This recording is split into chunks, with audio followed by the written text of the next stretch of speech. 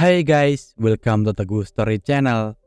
Apa kabar sahabat onlineku? Semoga sehat dan bahagia selalu, serta selalu dalam lindungan Allah. Guys, seorang mahasiswa di Sleman, Yogyakarta menjadi korban mutilasi yang dilakukan oleh komunitas tidak wajar. Apa yang sebenarnya terjadi? Simak video ini sampai habis sahabat onlineku.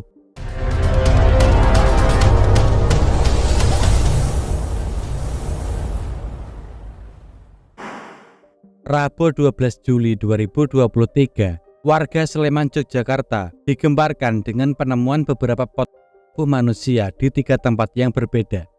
Saat itu, beberapa pemancing hendak memancing di Sungai Bedok di bawah jembatan Kelor Bangunkerto Turis Sleman, Yogyakarta sekitar pukul 19.30 waktu Indonesia Barat.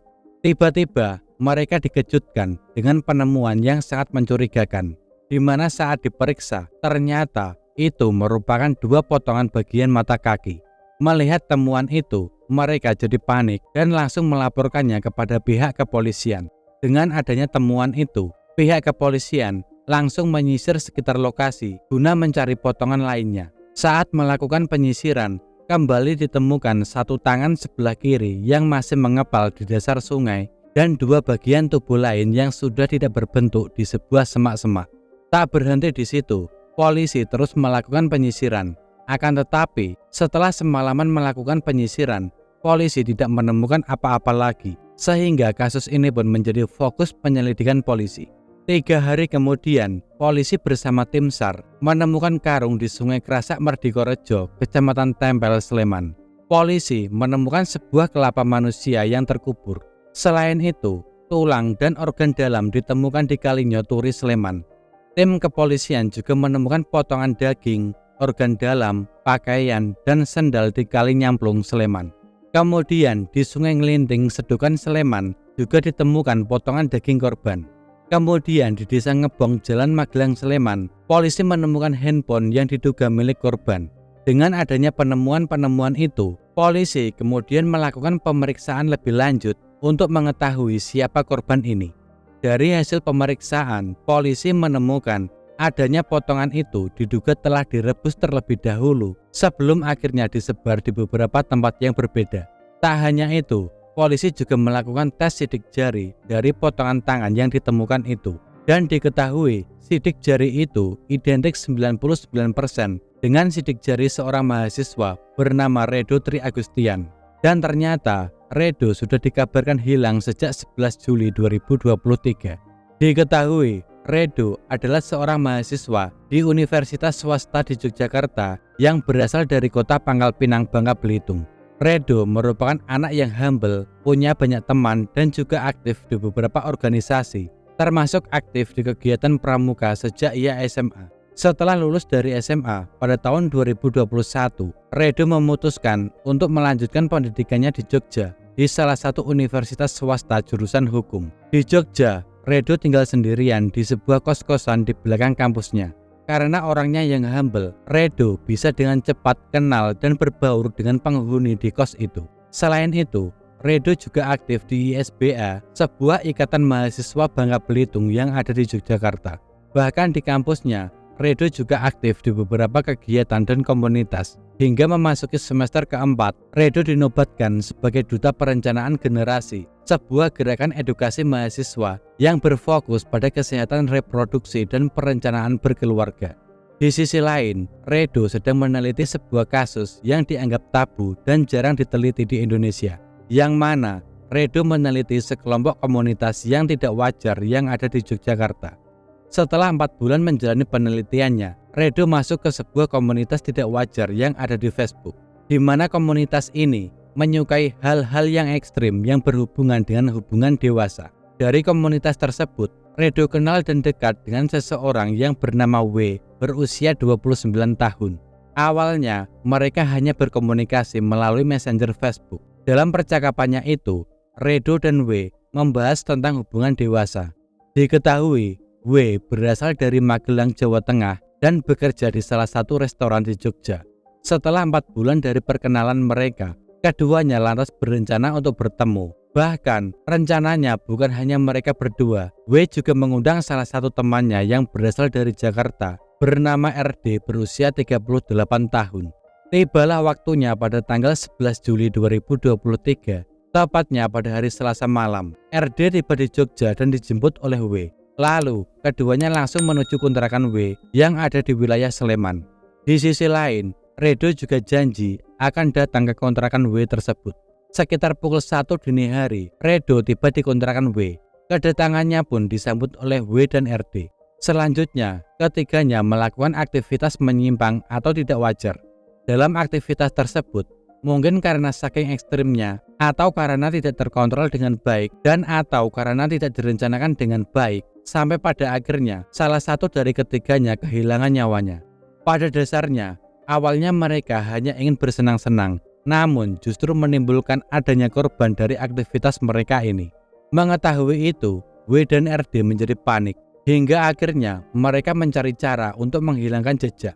Mereka kemudian memutuskan untuk korban menjadi beberapa bagian, dan untuk menghilangkan jejak, mereka merebus beberapa bagian sebelum akhirnya mereka membuangnya. Sebelum mereka membuang itu, salah satu dari mereka terlebih dahulu menyurvei beberapa lokasi guna untuk membuang tersebut. Mereka juga telah membersihkan area kontrakan dari bekas-bekas apa yang sudah mereka lakukan. Dan pada akhirnya mereka memutuskan untuk membuangnya ke 5 titik yang berbeda. Hingga akhirnya ditemukanlah itu dan membuat geger warga Sleman. Menurut pihak keluarga korban sudah tidak bisa dihubungi sejak Selasa 11 Juli 2023. Dan menurut teman kosnya, pada malam itu, ia sempat melihat korban keluar dari kosnya untuk beli makan. Akan tetapi, ia kemudian buru-buru pergi entah kemana. Hingga akhirnya pada tanggal 12 Juli itu, teman-temannya melaporkannya kepada polisi bahwa korban ini menghilang. Selain itu, mereka juga membuat postingan di Facebook kalau salah satu teman mereka menghilang. Di hari yang sama, muncul berita tentang penemuan-penemuan itu yang menggegerkan warga Sleman. Keluarga dan teman-teman Redo yakin telah terjadi sesuatu pada Redo. Redo menghilang begitu saja tanpa ada satu orang pun yang tahu. Ponselnya pun juga tidak bisa dihubungi, juga tidak masuk kuliah, padahal tidak biasanya Redo seperti ini. Dengan demikian, pihak kepolisian segera melakukan penyelidikan dan pada tanggal 15 Juli 2023, pihak kepolisian berhasil menangkap 2 orang tersangka W dan RD di daerah Bogor, Jawa Barat. Ternyata, setelah peristiwa malam itu, W dan RD melarikan diri ke Bogor dengan harapan bisa lolos dari apa yang sudah mereka lakukan. Namun berkat upaya yang dilakukan oleh pihak kepolisian, kemanapun mereka lari, akhirnya tertangkap juga.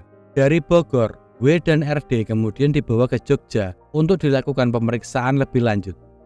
Saat diperiksa, mereka mengakui semua perbuatannya dan dari pengakuannya itu membuat semua orang kaget. Sebab mereka mengaku tidak sengaja membuat korban kehilangan nyawanya saat mereka melakukan hal yang tidak wajar, sehingga membuat polisi bekerja ekstra untuk mendalami kasus ini. Tim Digital Forensik Polda DIY terus mendalami isi percakapan korban dengan para pelaku lewat pesan singkat di media sosial. Pemeriksaan digital forensik ini untuk mengetahui aktivitas tidak wajar yang dilakukan pelaku dan korban. Ketiganya berada dalam sebuah komunitas di media sosial Facebook. Aktivitas tidak wajar tersebut berupa kekerasan satu sama lain yang berlebihan. Aktivitas tersebut diduga menyebabkan korban meninggal dunia.